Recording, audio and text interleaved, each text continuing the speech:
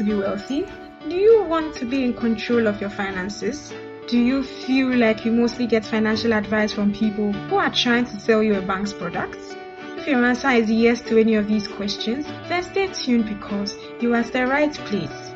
Welcome to Money Convos, a club committed to helping people achieve financial freedom by providing education and guidance on personal finance and investments. We have a group of experts who share their knowledge and give practical advice with no strings attached. At Money Convos, we have candid, mature conversations about wealth, how to create it, grow it, and protect it. We share our experience and encourage our audience to share theirs and ask questions. Join us every Thursday on Clubhouse at 7 p.m. GMT. We also have book discussions that bring out practical lessons. So far, we have read Dumb Things Smart People Do With Their Money, The Richest Man in Babylon, and The Millionaire Next Door. Most importantly, we have one-on-one financial coaching sessions where we guide individuals through setting financial goals, retirement planning, budgeting, investments, risk management, and so many more areas. The goal is to get you to financial independence from whatever income level you're at. Follow us on Twitter, Instagram, YouTube, Facebook, and Clubhouse.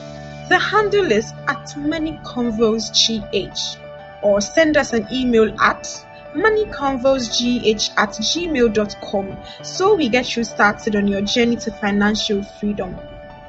Now that you're all caught up, let's head into our next conversation.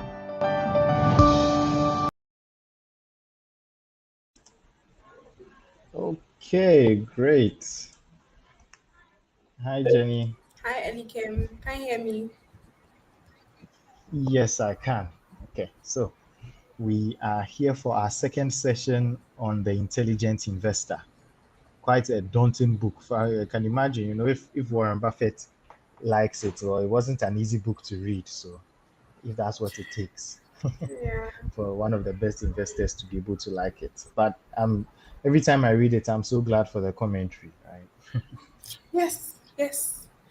Jason Swag did a very good job. Else it would have been very bad. And I even wonder for if let's say you are not in finance. Let's say Mhm. you have a science background or something else, and then you hear that this is a good book, and then you pick it up. If not for the commentary, it would go over a lot of people's heads. Yeah. Yeah, I would. I would. Okay, great. So let's jump into it. Let's see. The first chapter we are considering is chapter 6. Is there anything in that chapter that struck you? Let's see. It has the blurb portfolio policy for the enterprising investor. Negative approach. It's following on from the last chapter we considered last week, chapter 5, where it was looking more at the defensive investor. So this is the enterprising investor, someone who can take on either can take on more risk or is willing to put in more time and effort into investing as opposed to being passive. Yeah. Any thoughts on this? Yeah, so I like the way he sort of gave the defensive investors some pointers, and it was sort of, oh, now what is there for people that are not defensive investors but they're, let's say, aggressive investors. So I like the fact that this came in for us, and it really brought up things that are very known in our system, like when they were talking about IPOs and things. Like, they are really things that are glaringly obvious. So I like the fact that he touched on these things and the way he brought it up. Yeah. Okay, great. Yeah, it's he's something for everyone, right? Yeah. That's good. So we have Mimi joining us. So when her camera comes live, we would see her. All Hello, right. Mimi. Hi, Mimi. Can you hear us? Hi, Smile a little. You look tired. Charlie. I'm trying to manage so many things. So, anyway, hi everyone. Hi, Hi, Mimi. Mimi. Okay, great. So we are talking about chapter 6, and so for me, chapter 6, a caution to the enterprising investor. someone who wants to put in the effort to find better returns, right? And it's saying that, or the lesson I picked up is you have to be careful when you choose to chase high returns. It's something that it's a warning I give people in my line of business all the time. But people always want to feel like they can chase the higher returns. Do any of you have these examples of people chasing high returns? It's a Yeah. normal. I'm So sure it's the business as usual, right? yes, yeah. Every day you encounter somebody who wants to get a higher return than what they think it's we are giving them. Yeah. Yeah. Okay, so to give Um, some, okay, Mimi, I go just ahead. wanted to add, yes, we do encounter people who want higher returns, and I think more so now because of the inflation rate. So everybody is looking for something that would give them something significant above the inflation rate. So I think more so now it's become more of something people are desiring. Interesting, and it's a fair point. It's a fair point considering inflation. You should give them sufficient protection. Anyway, so to get into some specific examples that the book talked about, I would refer to WorldCom. I'm sure considering our target audience, people in Ghana, I know a lot of people would have heard about WorldCom. I think it was into the telecommunications in industry. It was one of those that were doing well in the 99 bubble, and then they had to go bankrupt in the early 2000s, right? And it's a question that the book gets us asking is, yes, you are chasing high returns, but you have to ask yourself, at what cost? What is the company that you are putting your money in, investing the money in to be able to give you back that high return? Because what to you is an interest income, it's a cost to them. So how are they meeting their cost, right? In Ghana, I will talk about if you give your money to an NBFI or a microfinance institution, they are giving you 30% per annum. That means they are giving a loan to somebody at 35, 40, 45%.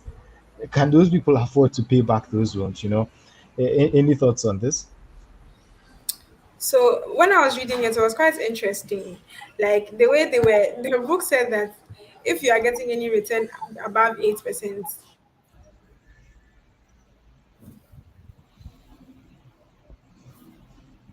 Hi, Jennifer. Can you hear us? I think maybe some internet.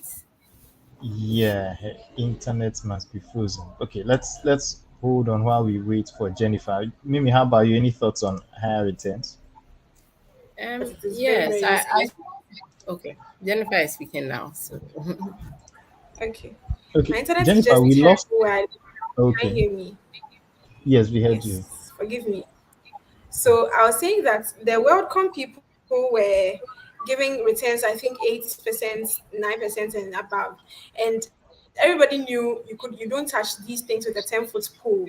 But then some people will still like it. Some people still buy junk bonds, right? That's how come there's still a market for junk bonds. So people still trooped in to go and buy it. And when they went bust, there were a lot of companies that, or even individuals who had monies locked up there that they couldn't get it again, and that is it. And usually these things you sort of know the risk associated with it. So if you are bent, you can cry and cry, but sometimes not every government that would want to assist you recoup certain investments, and then you would just be found wanting. Yeah. And sorry, I want to just Yeah. add another thing. So the Mhm. book also said that about 130 mutual funds traded actively in junk bonds. So, yeah, it went to reinstate the point that people know the risk and still go and do it when they could be banned. True. You know the risk. Maybe you also wanted to add to the point. I think one thing I learned from the book was, focusing more on the fundamentals than sentiment. Because more on prices than asking, deeper questions into, what does this organization do? what profit are they making, and all the other questions that fund managers are supposed to ask per what you learn. um but normally sometimes people are driven by other things, and Jennifer mentioned that mutual fund managers were investing in junk bonds. It reminds me of before the banking sector crisis, or not even the banking sector crisis, more of the fund managers before those ones went down. We had a lot of people investing in all sorts of things just to be able to get high returns for their clients. And I don't really blame them because I think one fund manager started it, and everybody would come to you and compare, oh, but this person is giving me this. And so I feel like there was a lot of pressure, and so that you would get some sales, you were probably tempted to go and put in money in a place that you knew you shouldn't put it, just so that you get some of those crazy returns for your clients. I remember so many people then referring me to, those times interest rates were even high, 25%, but it wasn't high enough for these people. They wanted more. So they'll refer you to people who are bringing in 30%. And if you're not sure about what you're doing, or you are not very disciplined or committed, you realize that you are tempted to go and invest somewhere just so that you can give these people what they are asking for. And then later on, boom, things go bad and your license and everything down the drain. Wow. Yeah, it was a bad situation, and we could see hindsight is 2020, so we could be saying that they shouldn't have done that. But like you said, they were in quite tough um, situations. Though I think after this experience, no one is excused for making these bad investments again. If especially when you're a trained professional, you just shouldn't. Individuals may not know as well and may not know any better, but a professional just shouldn't go near these kind of things. Okay. So, a last point that I found interesting about this chapter is it gave examples of people who did day trading versus people who were long-term investors, right? And there's a figure that I encourage you to get a book and read that part. And it showed how the extremely patient people slightly beat their market, whereas the hyperactive people who traded, um, I think they traded, is it 0. They traded about 20% of their portfolio every year, or was it every month? They ended up with so little returns because absolute returns, they had a lot of return. Let's say, I think it's what, 18.7 thereabouts, but almost all of that was eroded, and it was left with just about 11 point something percent after all those trading charges. So why not just keep all your returns instead of paying it all out as traders? When these things happen, it's the brokers and the traders who make money, not you, the investor, even though it's your money that you are risking. So just be careful when you do that. Okay, let's jump on to chapter 7. And chapter 7 goes like this. It's talking about the portfolio policy for the investor, the positive side. So we are just taking the negative side in chapter 6. So in this chapter, we are looking at the positive side, things you should look out for when you are making these investments. And I think a major theme, or two major themes I picked up from this chapter, was market timing.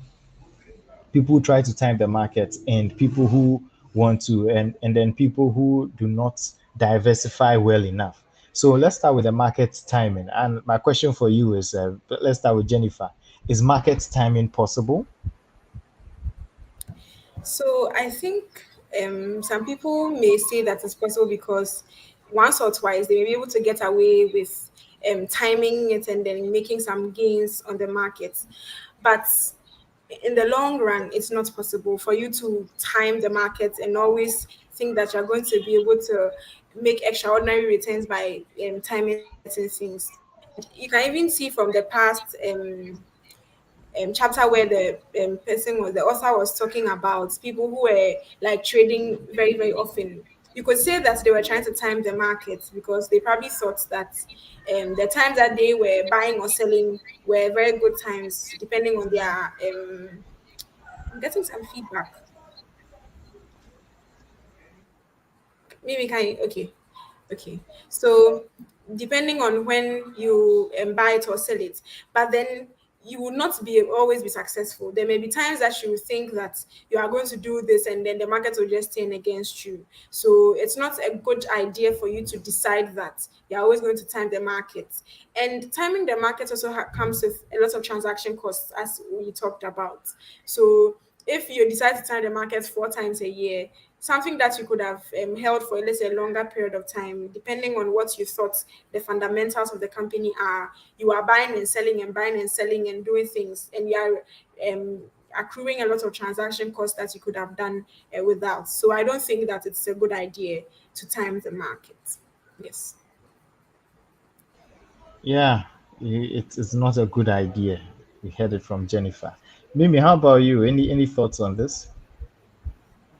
I think if you've been alive for a while, you know that life is uncertain. I mean, nobody knows what will happen tomorrow. So, regardless of all the books you've read, it's no guarantee that you have, or even the amount of experience you have, it's no guarantee that you can tell, what is going to happen tomorrow.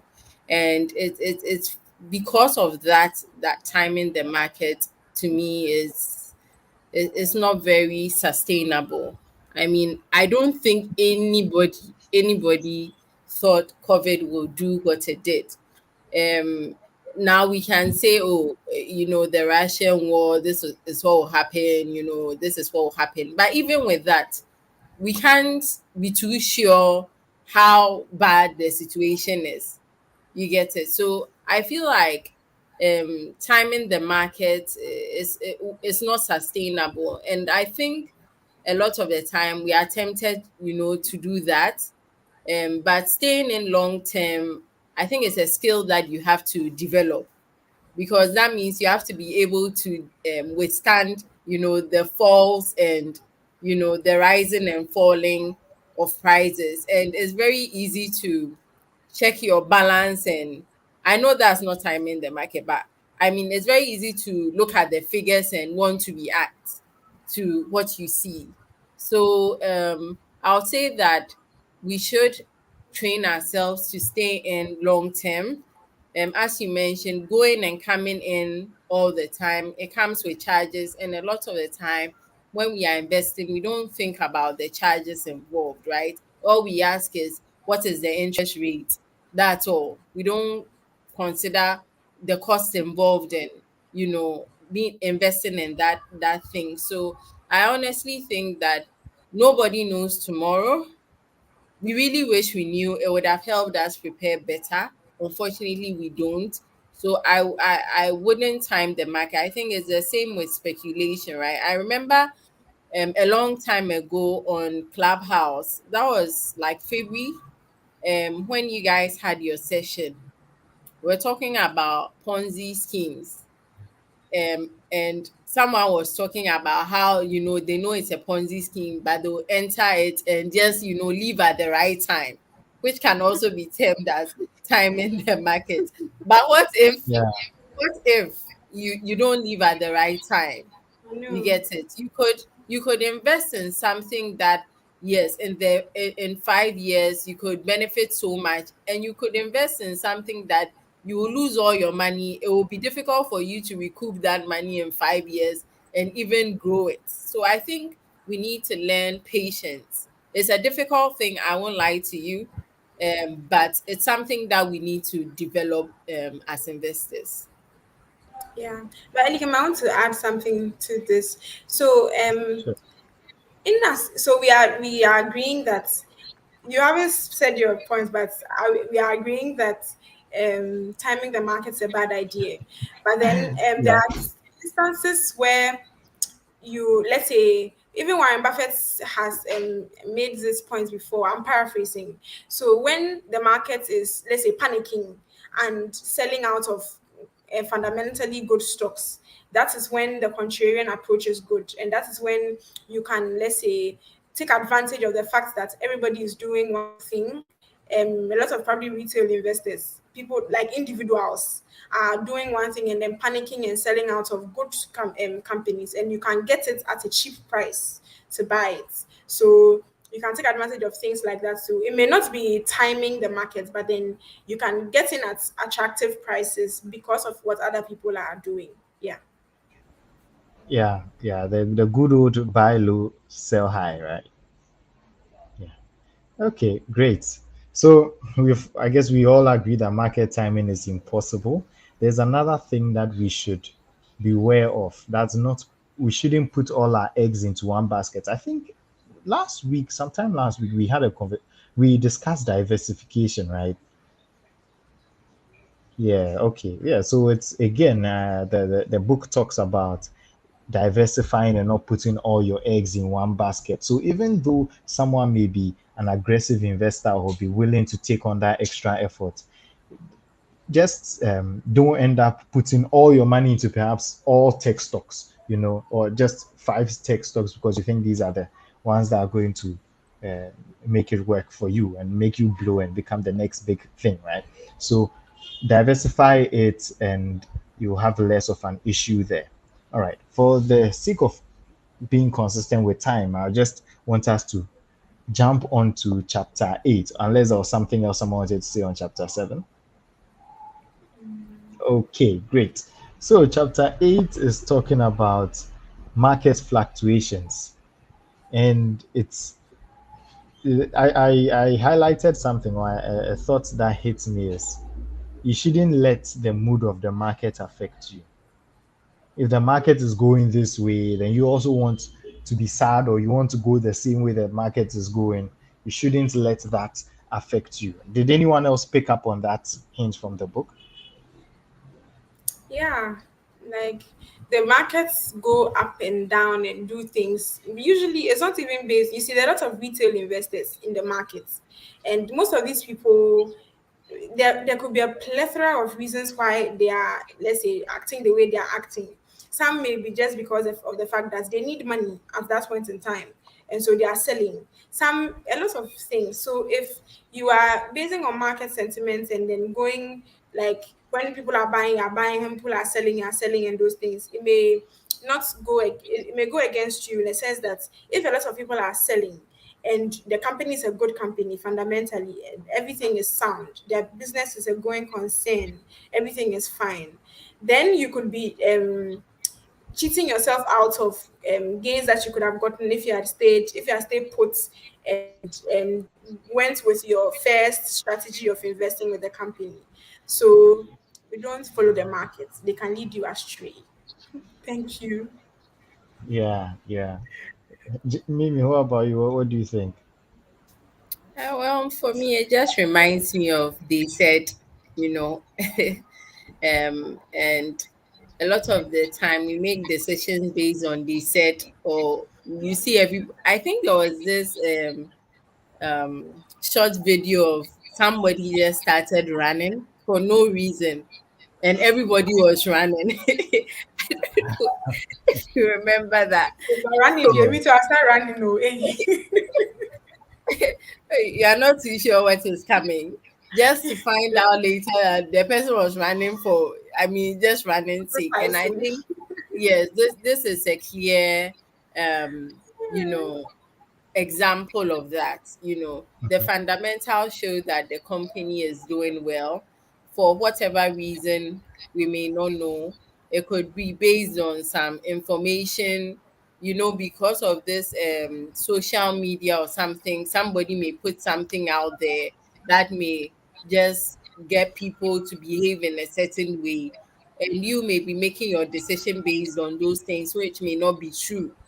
So it's important that once a company is valuable, eventually, the value will show for it.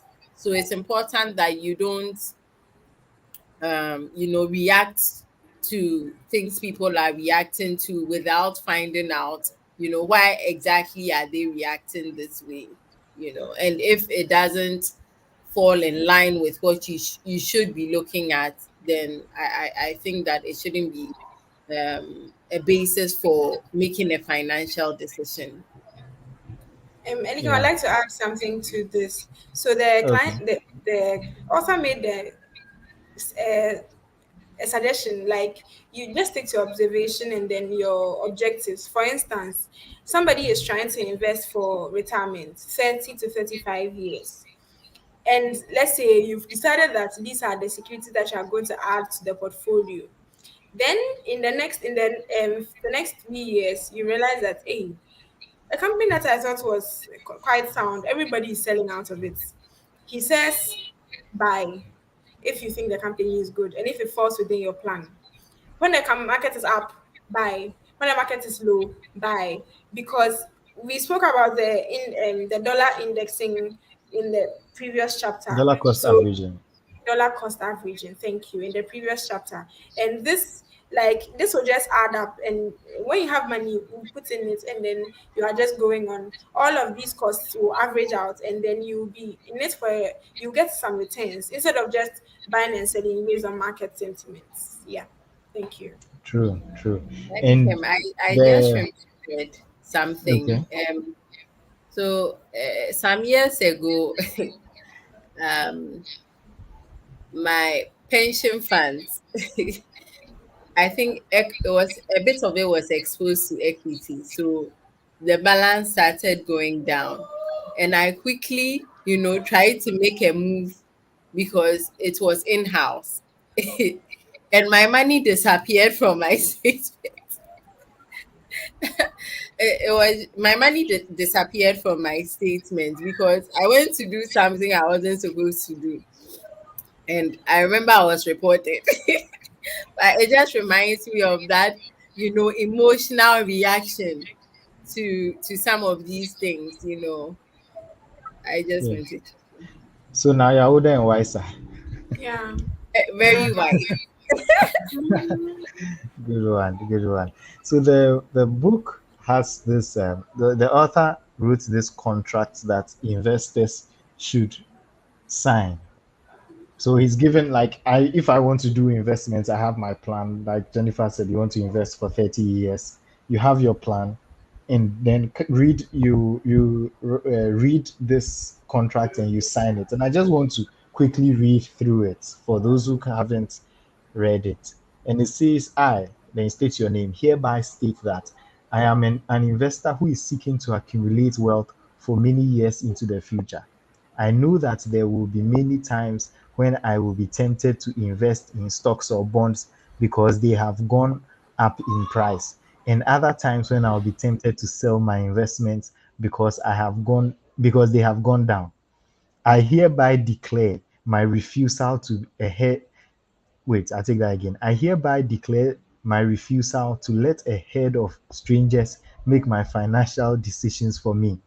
I further make a solemn commitment never to invest because the stock market has gone up and never to sell because it has gone down. Instead, I will invest X amount per month every month through an automatic investment plan or dollar cost averaging program into the following mutual funds or diversified portfolios. I will also invest additional amounts whenever I can afford to spare the cash. I hereby declare that I will hold each of these investments continually through at least the following date, which must be a minimum of 10 years after this contract. Then the date is stated. The only exceptions allowed under the terms of this contract are a sudden pressing need for cash, like a healthcare emergency, or the loss of my job, or a planned expenditure like a housing down payment or a tuition bill. I am, by signing below, stating my intention not only to abide by the terms of this contract, but to reread this document whenever I am tempted to sell any of my investments. This contract is valid only when signed by at least one witness and must be kept in a safe place that is easily accessible for future reference. I know that was quite a read, but it was an interesting one. You're Yeah. already foreseeing that you would want to be want to do something silly, and you are putting It's in this anything. Yeah. contract. And I like the part that he said, whenever I feel like behaving that way, I should come back and read this contract. Yeah. It's like when we read the when we recite the national anthem every day in school. It's hard to forget after that. Oh, can you state the national pledge? So sorry, an aside. So one time was, I think it was my office or some, when the office and people were talking about this. They forgotten the Mhm. national pledge. But anyway, please move on. Please, we'll test ourselves off camera. Okay. All right, but I find it interesting. I encourage anyone who's not read the book yet, just go and pick up that book. This is in this is chapter 8. Eight. So Okay. just goes to chapter 8, the commentary side, and then look for that contract. If you've not done anything at all, if you don't listen to anything we say today, there's one thing you should. Okay. So moving on to chapter 9, and this gets interesting. Collective investments or mutual funds are favorites, or at least my favorite, and I think it's one of Mimi's favorites too. Mutual funds. And I want to read this joke that was said. It said it's an old Texan joke. The school teacher asks Billy Bob, if you have 12 sheep and one jumps over the fence, how many sheep do you have left? Billy Bob answers, none. Then the teacher is like, well, you sure don't know your subtraction. And Billy Bob is like, maybe not, but I damn sure know my sheep. Did anyone get the joke? I must admit, it took me a while to get the joke. And the joke is that take sheep. When one jumps the fence, all of them will go and jump the fence. So it goes back to that head mentality we were talking about, right? Where the market starts going one way and everybody wants to go that same way.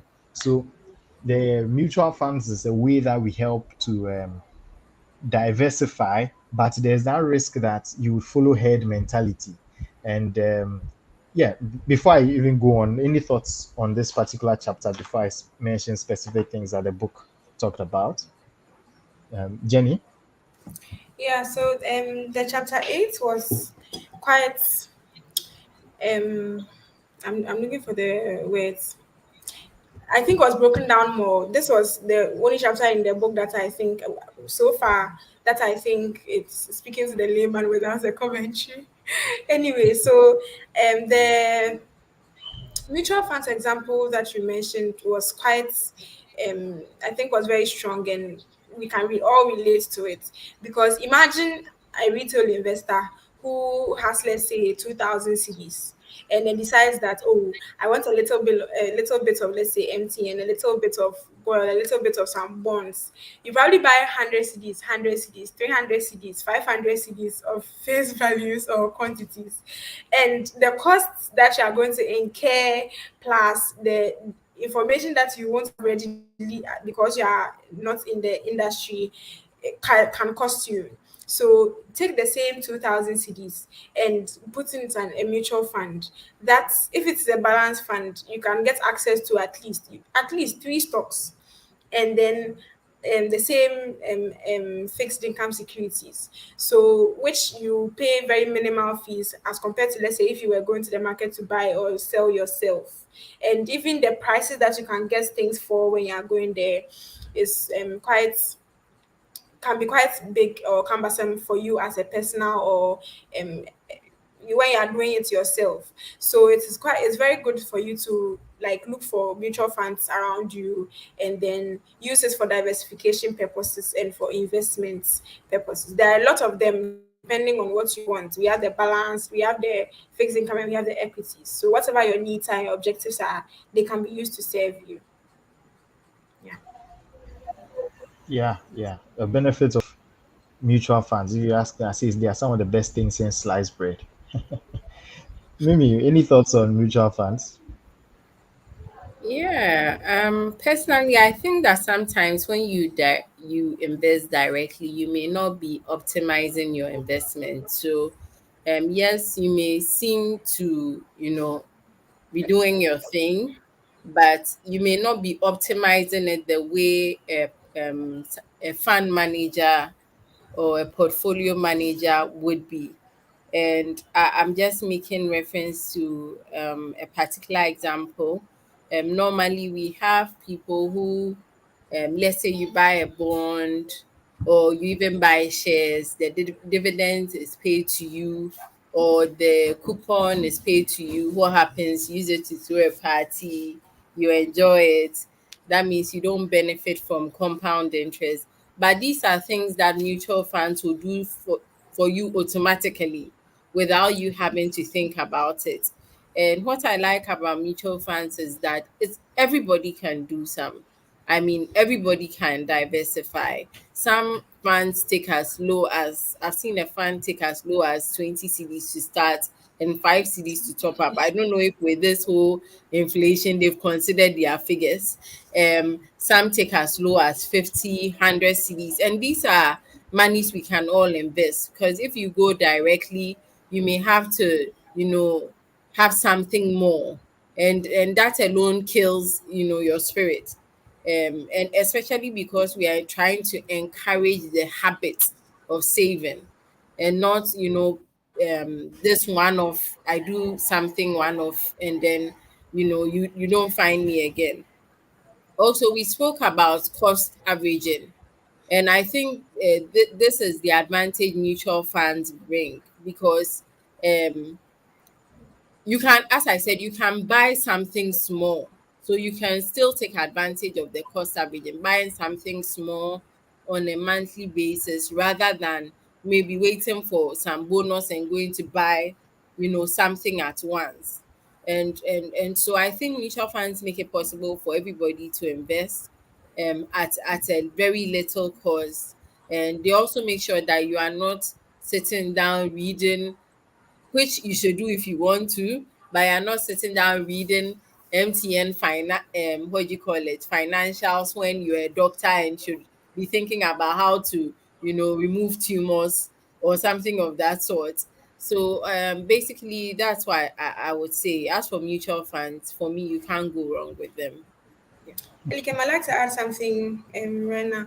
So, Yeah. um, we've all spoken about the benefits of mutual funds.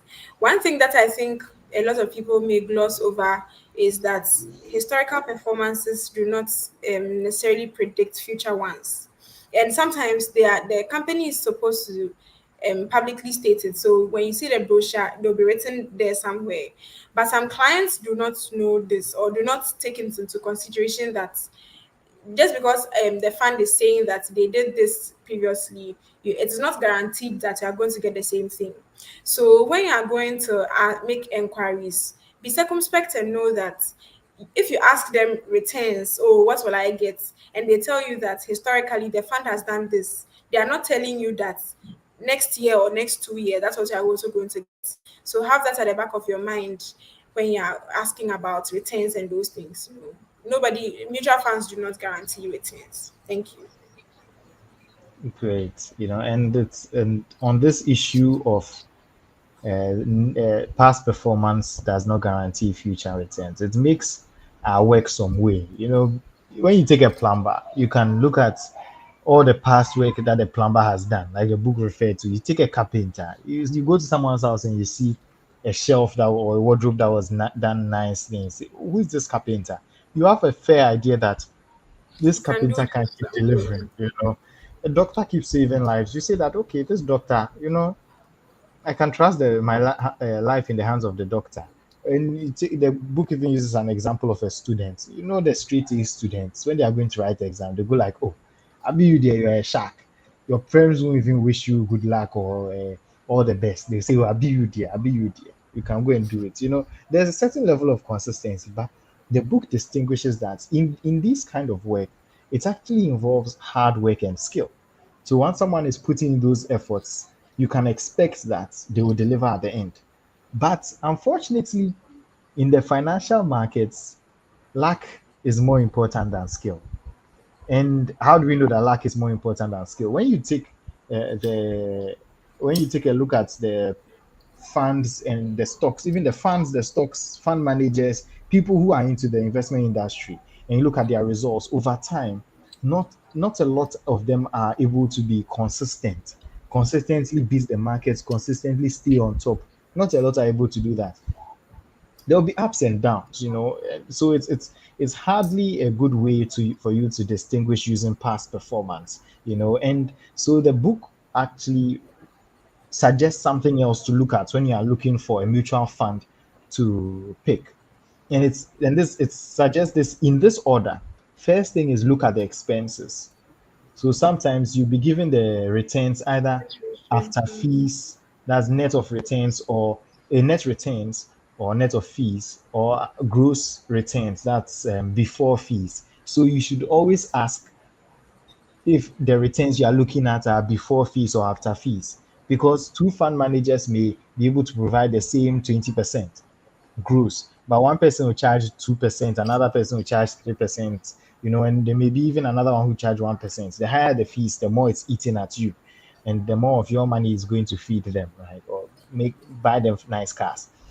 So that's the one thing that you should be looking out for. And then there's also the risk that you should be looking out for. How much risk are they taking? Even before you look at past performance. So when we look at past performance, we end up looking at it the wrong way. So yeah, that's what the book suggests. Any other ideas you picked up from on how to pick out good mutual funds? Some, I know there were many things that were said, but some may not be applicable to Ghana. Very complex tax structures and whatnot. So Yeah. Jenny, any others? Okay, so usually too, you could look at the track record of the fund manager or the company. Let's say the sort of experience that the company has, because sometimes new mutual funds may not have had the experience of, let's say, old mutual funds, because they haven't been through a lot of market cycles, so they haven't been tested, quote unquote.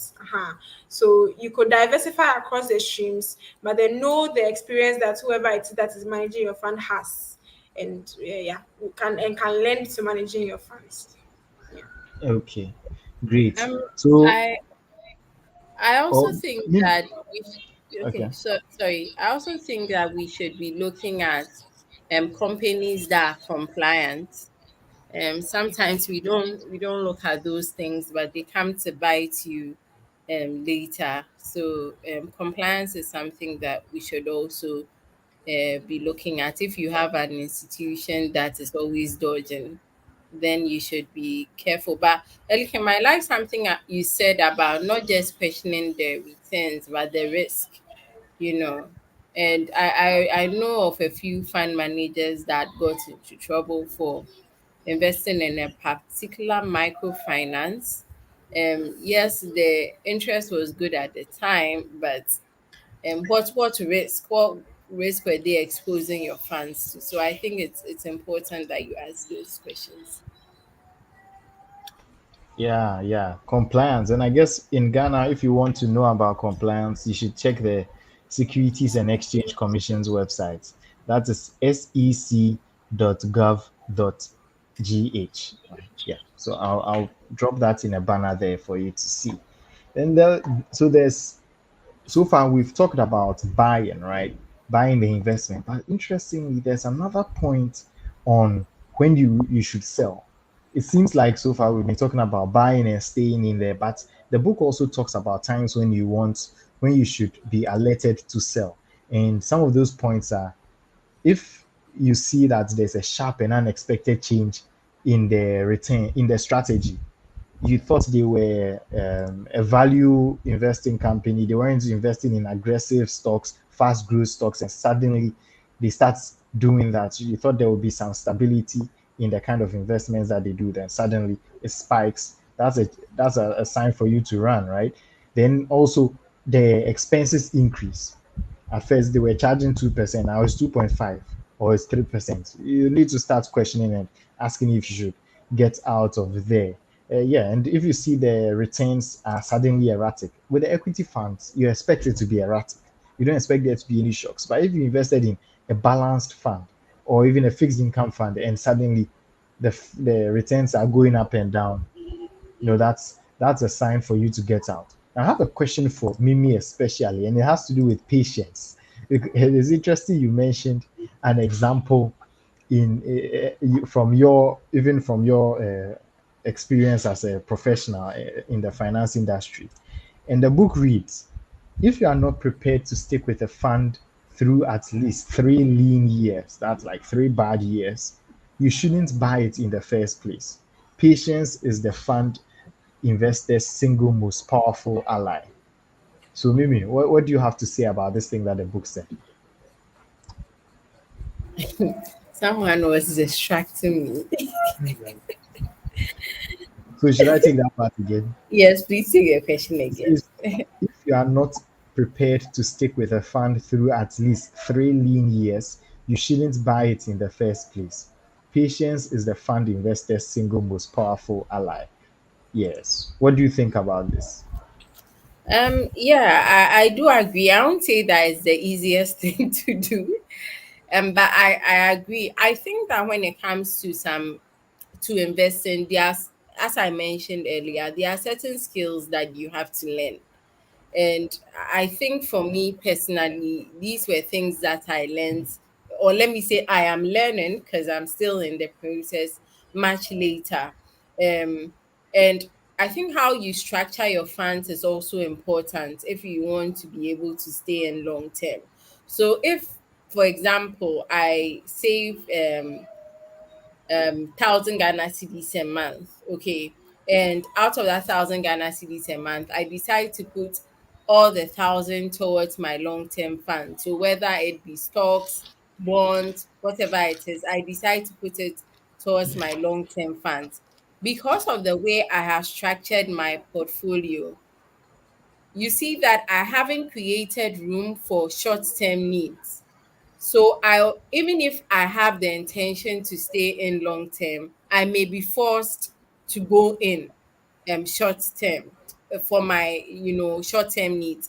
So one thing I've learned in the course of my work, I remember when we started selling pensions, and you hear someone saying that, I'll do 1,000 Ghana cedis a month, or 2,000 or 5,000, be like, hey, she like, will be excited about it.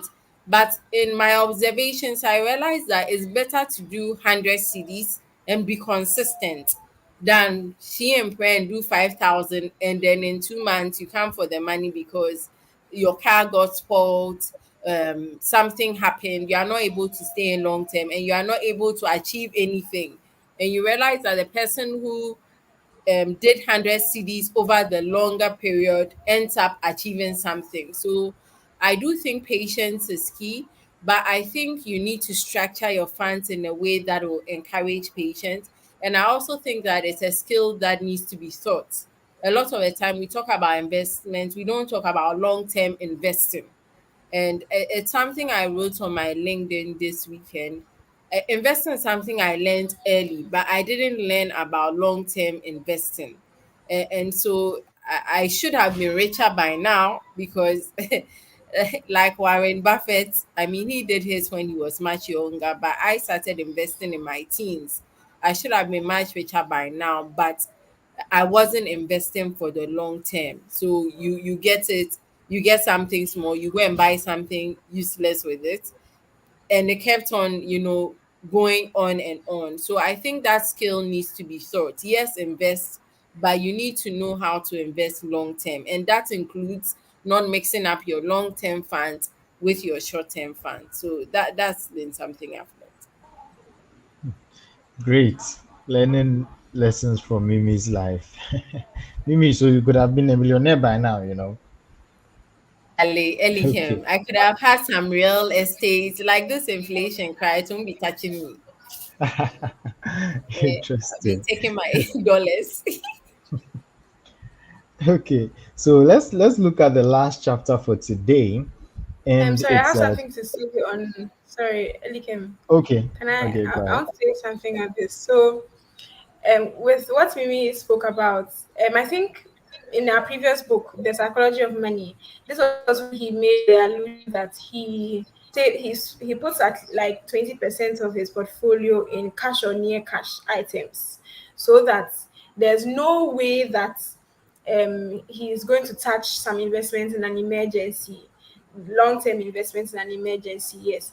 But then I also think patience is like especially in the very bad times, like it's very necessary, because if you are able to maintain your objectives when times are bad, believe me, I think you'll be able to maintain it when times are good. Like the bad times really teaches you like persistence and how life is. Yeah, so sort of. So it teaches you that it's not all rosy. But then, as we've spoken, I think ad hoc about certain times, you realize that you even though the times may be volatile and then they'll be going up and down, most times over a long period of time, you're going to get some returns on it. Last year, I want to give an example of somebody who gets money and chops it. So I have a friend who, like Mimi, started investing very early, and she said she did some investments that was supposed to be minimum recommended for 5 years.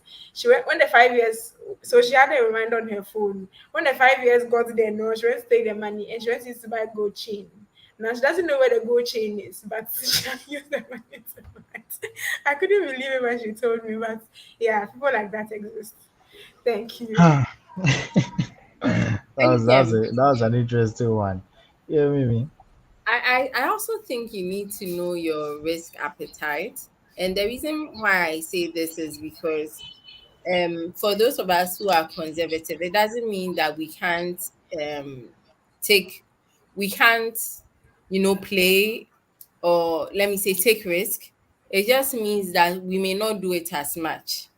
You understand? So you need to know your risk appetite. If you're someone who is conservative, I remember the book talking about 50-50, 75-25, either way. So it's like for someone who is conservative like myself, I can do maybe 25 in relatively more risky assets, because even when I see that the money has gone down, I mean, at least in my mind, I'll be like, okay, this is like my whole world, crashing down, because I started investing in crypto this year, right?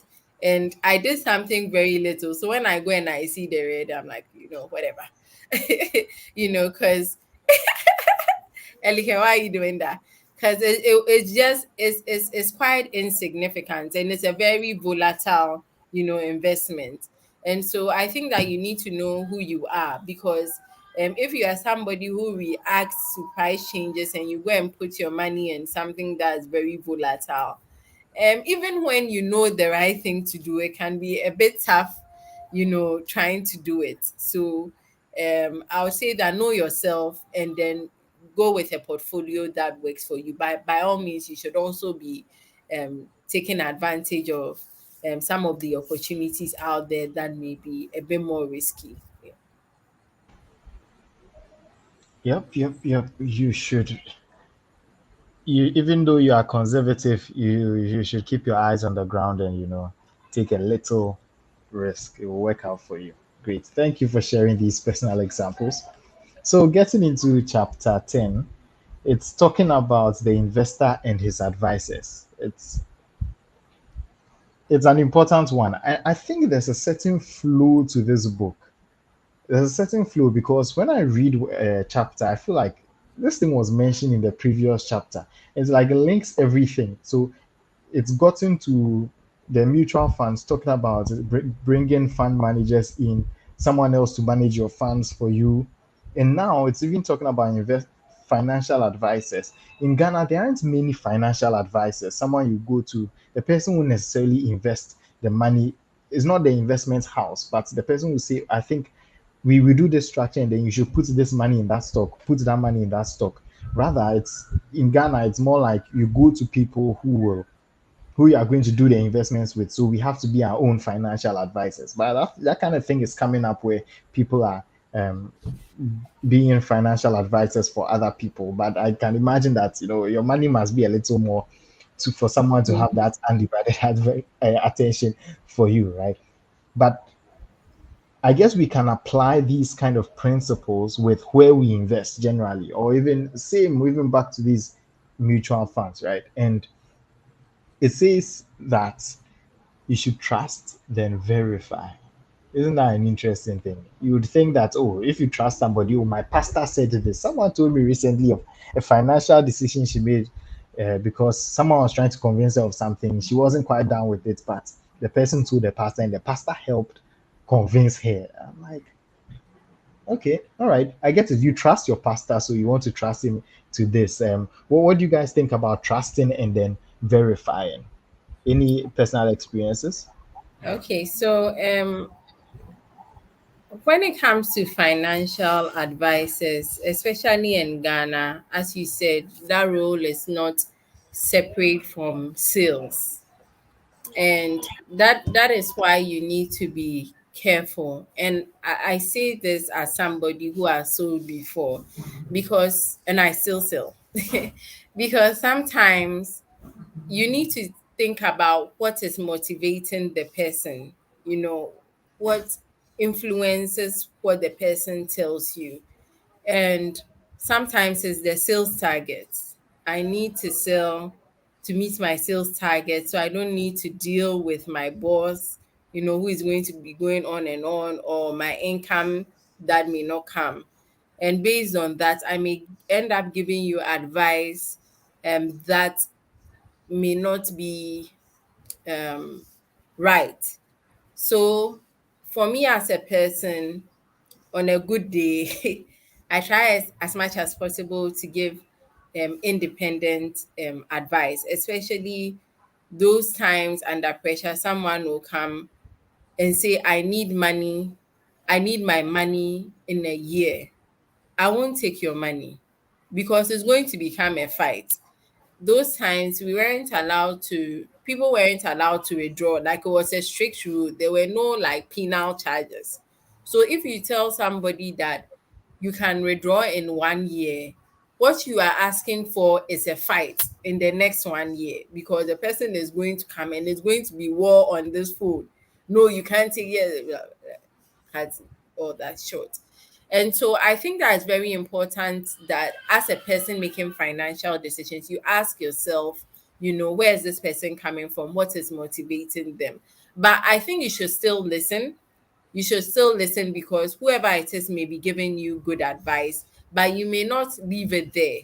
It may be something that you may need to reflect on. And if you are not well informed, something you may need to ask somebody who is more independent. Not independent in terms of, okay, sometimes you can ask somebody like maybe Elikem is selling another product and I'm selling another product, and you ask him and you say, oh, forget how these people, come and do mine, you know. But you want to ask somebody who is independent, who would give you advice on, oh, these people, they are good. I think you should go. Or have you thought about this? Have you thought about that? That kind of thing. So apart from listening to a financial advice, I think also you can also ask somebody who is independent. And even when you speak to a financial advisor, I think it helps when you ask a lot of questions rather than take things as a face value. So I remember Almighty Men's Gold that has over featured in people's educational sessions. So I went to Almighty Men's Gold with a colleague of mine. We weren't going to buy. Actually, we're asking for an opportunity to educate their staff. I know it sounds crazy. Anyway, and so when we went in, the receptionist was sitting there, and then we asked her to see the HR. I don't know, something was just off about that whole experience. And so I went ahead to ask her questions about the investment, because she seemed like the person who was making all the decisions. She could actually tell us that we can come for the presentation on this day. For me, that was a red flag. It shows a company without structure. Okay. And so I was asking her stuff about the investments, and every response she gave showed that, Charlie, this thing is fishy. Like, that it doesn't make sense. So I think that when you ask a lot of questions, you are able to get a lot of information to make your decision, because the same person who wouldn't have told you something will end up telling you. So you ask about the fees, you ask about when you can withdraw, you ask about, okay, if I withdraw before, what's going to happen? Am I going? So it's important to have a list of questions you have. Unless the person is a liar, I hope not. The person will be able to bring out those issues. Otherwise, you can also ask somebody who is independent, um, who can who is not competing with that person's product, and can direct you as to what to do. I think that's also a way to go about it, because sometimes we tell people to make those decisions on their own, and the truth is that they really don't have the information. Until much recently, we even on YouTube, we don't have too many that we don't have a lot of Ghanaian content. A lot of the content is still people who are outside, especially in the States. So the information is, I mean, it's improving, but it's still not there as much. So you will still need to, walk up to somebody to ask, what do you think about this? You can ask a number of people and you'll be shocked the responses you may get. Interesting one there. So ask people with independent opinions. Jenny, how about you? Any thoughts on this? Yeah, so I think asking people who are independent, and also if the advisor has, let's say, if you were referred to the advisor, ask ask people that you can find who also work with the advisor and find out if what their thoughts are with the way the person is. Like, even sometimes, even the person's processes may not gel with what's let's say maybe ideal. So you have to find out if the processes are fine, everything that the person is doing is fine. So you really need to verify. Sometimes you see the way Mimi said she went there, and even the way the receptionist was behaving was fishy. When you go to the office, the way setting, not the highest person there, but the way the people that they say the junior staff are behaving can give you a clue as to how things are run in that organization. So you should really do that, and also read the fine print of whatever you are given, because a lot of things are in fine prints. That's because they are written so small and they are so in your face. You'll be like, oh, where do I sign? And then you sign. So at least read the fine print. Make sure you understand everything that's going on. And usually, if they have interest somewhere, let's say they get referral fees for referring some particular products to you, that will be stated in the fine print. So even if they don't tell you, you will get data from there. So make sure that you know if they're getting referral fees for the things that they're telling you, and advise yourself like that. Yeah. Thank you. Great. So read the fine print. I like that point, especially. Ghanaians, we don't like to read. They said if you want to hide anything from a black man, I you did should know. keep it in a book, right? So let's prove them wrong when they say that thing. We'll find it, right? If it's in black and white, we'll find it. Okay. So thank you so much. Also, soon it's been an hour. We've been discussing the Intelligent Investor, chapter 6 to 10. Next week, same time, Monday at 7 p.m. here on YouTube Live, we are going to be discussing chapters 11 to 15. So I look forward to everyone joining. And on Thursday, this coming Thursday, on Clubhouse, we'll be having our usual Clubhouse conversations where it's more interactive, more people on stage, more people can jump on board. In that conversation, this time we are going to be talking about mortgages. So do join us on Clubhouse at 7 p.m. And yeah, and until then, I guess it's a goodbye to everyone. And thank you so much, Jennifer and Mimi, for being a guest speaker on today's conversation. Thank you so much. All right Yeah, then. Catch celebrity. you. Yeah, a Bye. celebrity. Catch you on Bye. Thursday. Bye. Thank you for taking the time to listen to our thoughts. I hope you learned a thing or two and start practicing. Don't forget to follow us on Twitter, Instagram, Clubhouse, and Facebook. And subscribe to our YouTube and podcast. Do tell a friend about Money Convos so we all become wealthy together. Talk to you soon. Bye.